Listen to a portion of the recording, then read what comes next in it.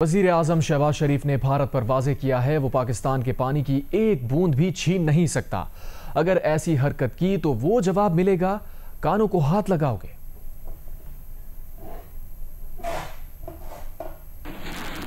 छह जहाज हमारी फजाइया ने गिराए जिसमें 4 राफेल जहाज थे। मैं ये बताना चाहता हूं आज दुश्मन को कि अगर तुम हमारा पानी बंद करने की धमकी देते हो तो ये बात जहन में रखना कि पाकिस्तान की एक बूंद भी तुम पाकिस्तान से छीन नहीं सकते। उस खुदाए बुजुर्गो बरतर की कसम है कि अगर तुमने ये हरकत की तो दोबारा तुम्हें वो सबक सिखाएंगे कि तुम कानों को हाथ लगाओगे। बरतानवी जरीदे ने लिखा है कि मोदी और ट्रंप के दरमियान कशीदगी के पस मंज़र में अमरीका पाकिस्तान के army chief field marshal Syed Asim Munir को खित्ते में स्ट्रेटेजिक सालिस के तौर पर देख रहा है। पाक अमरीका ताल्लुकात में गैर मामूली पेशरफ्त फील्ड मार्शल आसिम मुनीर के दौरे अमरीका के बाद हुई है और भारत व्हाइट हाउस में पाकिस्तान की पज़िराई से खुश नहीं है। पाकिस्तान ने अमरीका को बिलखुसूस तवानाई, मादनियात और क्रिप्टो में सरमायाकारी के नए मौक़े दिए हैं। बरतानवी जरीदे ने लिखा है कि पाकिस्तान ने अमरीका, चीन, ईरान, खलीजी ममालिक और रूस के साथ बैक वक्त ताल्लुकात कायम रखे हैं। एशिया पैसिफिक फाउंडेशन के सीनियर फेलो माइकल कुगलमैन के मुताबिक पाक अमरीका ताल्लुकात में जो कुछ हो रहा है वो हैरान कुन है।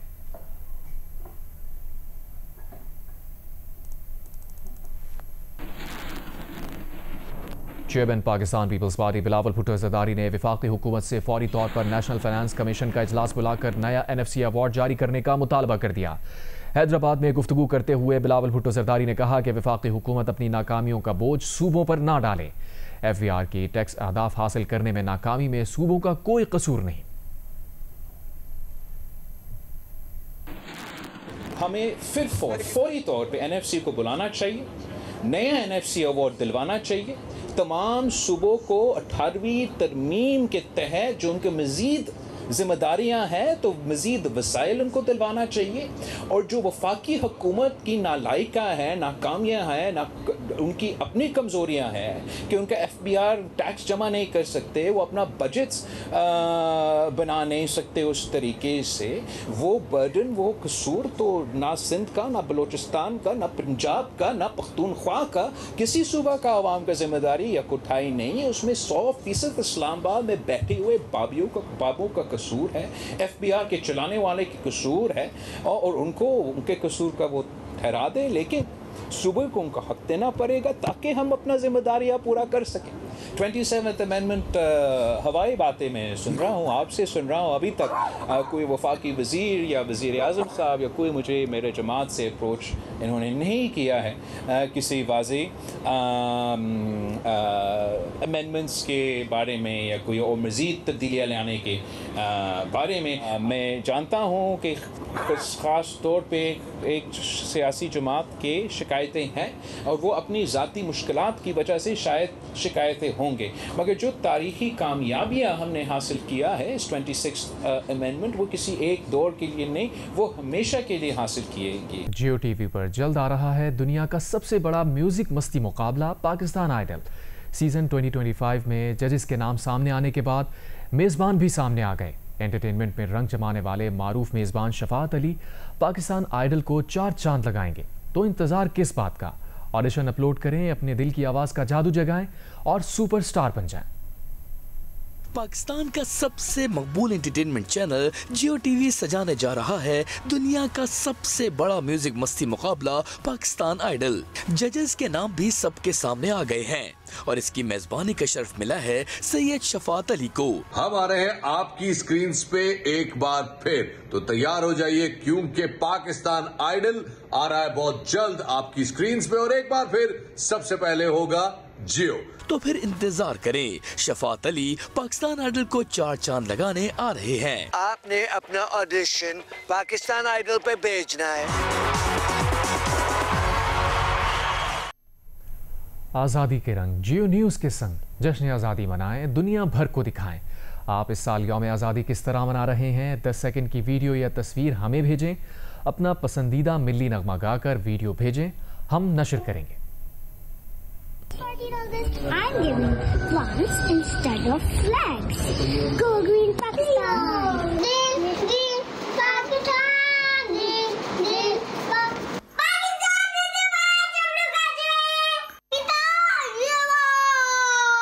78वें यौम आज़ादी को मिली जोशो जज्बे के साथ मनाने के लिए हर कोई पुरजोश है। पेशावर में भी जश्न आज़ादी की तैयारियां जारी हैं। शहरी पाक फौज की भारत के खिलाफ शानदार कामयाबी पर इस बार कुछ ज्यादा ही खुश दिखाई दे रहे हैं। दूसरी जानिब पहली खातून ड्राइवर ने BRT बस चलाना शुरू कर दी। अरूबा इब्राहिम रिपोर्ट कर रहे हैं।